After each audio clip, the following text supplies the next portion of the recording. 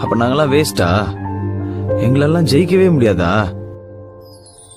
நாளை என்றும் நம் கையில் இல்லை, நாம் யாவும் தேவன் கை பொம்மை.